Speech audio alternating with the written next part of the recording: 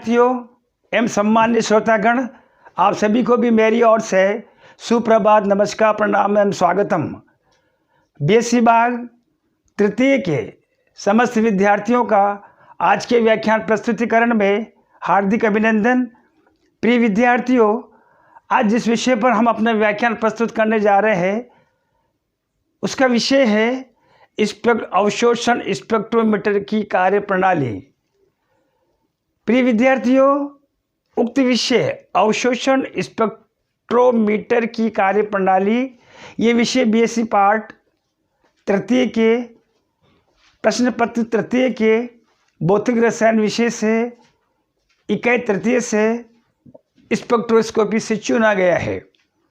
प्रिय विद्यार्थियों, संक्षिप्त में विगत व्याख्यानों को आज मैं पुनः दोहरा देना चाहता हूँ जो आज के अवशोषण स्पेक्ट्रोमीटर की कार्य प्रणाली से जुड़े हुए हैं, जिसमें स्पेक्ट्रम,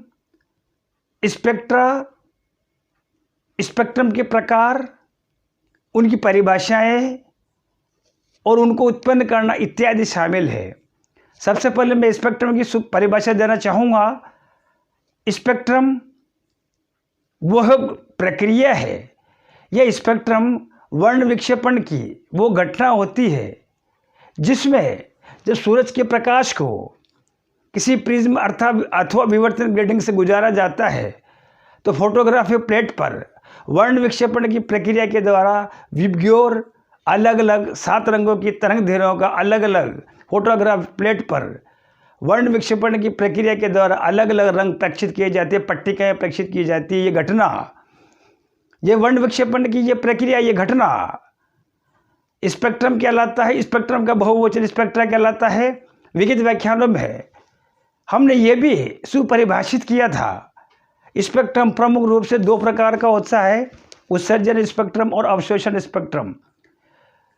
प्रिय विद्यार्थियों, उत्सर्जन स्पेक्ट्रम वो स्पेक्ट्रम होता है जिसमें अत्यधिक ऊर्जा वाले किसी भी पदार्थ को जब अतिरिक्त ऊर्जा या ऊष्मा प्रदान की जाती है, ऐसी स्थिति में उत्सर्जित विकिरणों को जब विवर्तन ग्रेटिंग के माध्यम से अथवा रेडिएटर के माध्यम से जब फोटोग्राफिक प्लेट पर इन विकिरणों को जब गिराया जाता है, ऐसी स्थिति में फोटोग्राफिक प्लेट पर या रिकॉर्डर पर जो स्पेक्ट्रम प्राप्त होता है उसे उत्सर्जन स्पेक्ट्रम कहा जाता है।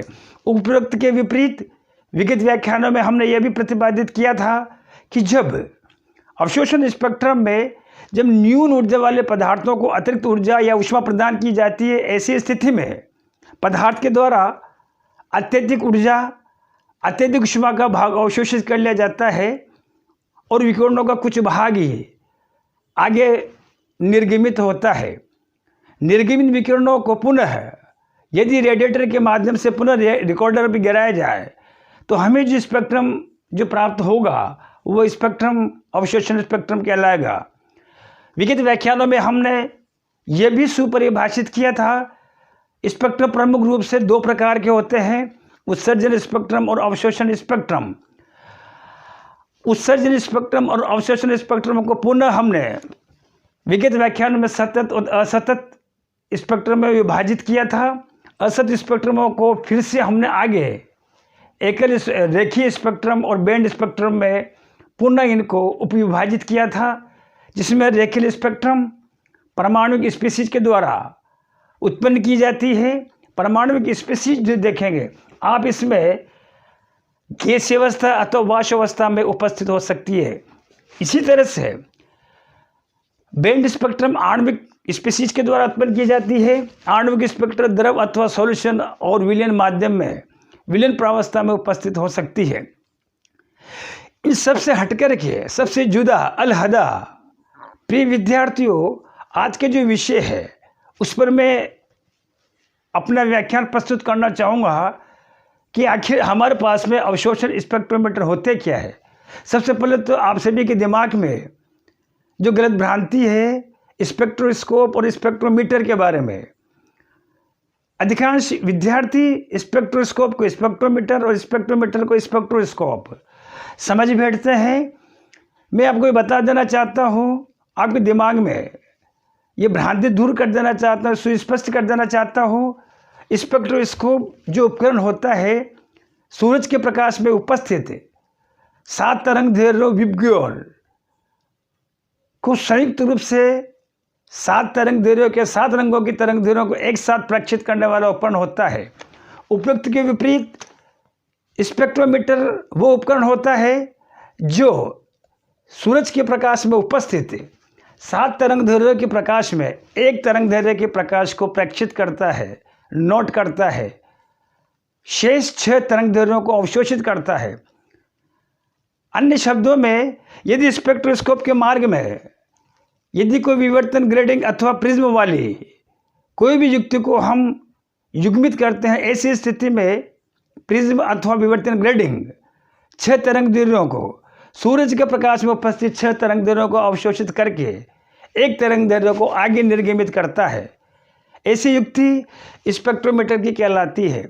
चूँकि संपूर्ण प्रक्रिया अवशोषण पर आधारित है, विकिरणों के अवशोषण पर आधारित है, अतः ये स्पेक्ट्रोमीटर अवशोषण स्पेक्ट्रोमीटर कहलाता है। विगत व्याख्यानों में हमने अवशोषण स्पेक्ट्रोमीटर के कई प्रकारों का भी विवेचन किया था, अध्ययन किया था, जिसमें अवशोषण स्पेक्ट्रोमीटर के प्रकार थे। स्पेक्ट्रोफोटोमीटर था, इसके अलावा बोलोमीटर था, कई अन्य प्रकार की हमने अवशोषण स्पेक्ट्रो के बारे में विगत व्याख्यानों में हमने विस्तार से चर्चा की थी।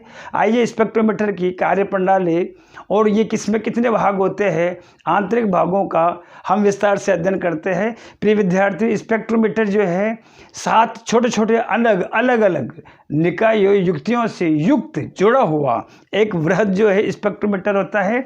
सबसे पहले आप देखेंगे ये पूरा का पूरा स्पेक्ट्रोमीटर मैंने श्याम पट्ट पर अंकित किया है। इसका चित्र एक सरल आरेख स्पेक्ट्रोमीटर के श्याम पट्ट पर अंकित किया है। फिर से मैं आप सभी के सम्मुख दोहरा देना चाहता हूँ। स्पेक्ट्रोमीटर होता है वो एक वर्णी प्रकाश, एक तरंग दैर्ध्य, एक रंग के प्रकाश को, तरंग दैर्ध्य को नोट करने वाला, प्रेक्षित करने वाला उपकरण होता है, महत्वपूर्ण युक्ति होती है। स्पेक्ट्रोमीटर 6 अन्य जो सूक्ष्म छोटे छोटे हमारे पास में जो युक्तियां हैं उनसे आपस में जुड़ा हुआ युग्मित होकर के एक वृत्त एक उपकरण, एक युक्ति का निर्माण करता है। ये युक्ति हमारे पास में स्पेक्ट्रोमीटर कहलाती है। सबसे पहले देखेंगे, आइए ये कितने इसके विभिन्न भागों का वर्णन इस तरह से है। इस पहला वाला जो भाग है वो प्रकाश स्रोत कहलाएगा, ये प्रकाश स्रोत कहलाएगा। प्रकाश स्रोत देखेंगे आप, ये दूसरे वाले भाग से दूसरे वाली युक्ति से जुड़ा हुआ है। दूसरे वाली युक्ति प्रतिदर्श सेल कहलाएगी। तीसरे वाली जो युक्ति है ये मोनोक्रोमेटर कहलाएगी। तीसरे जो मोनोक्रोमेटर हमारे पास में जो युक्ति है इसका आंतरिक युग्मन होगा, संयुग्मन होगा, वो चौथी वाली जो युक्ति से होगा। चौथे वाली युक्ति का नाम होता है सहसूचक होता है। इसके अलावा आप देखेंगे ये पांचवी वाली जो चौथी वाली जो युक्ति सहसूचक है, ये पांचवी वाली युक्ति जो प्रवर्धक से जुड़ी हुई है।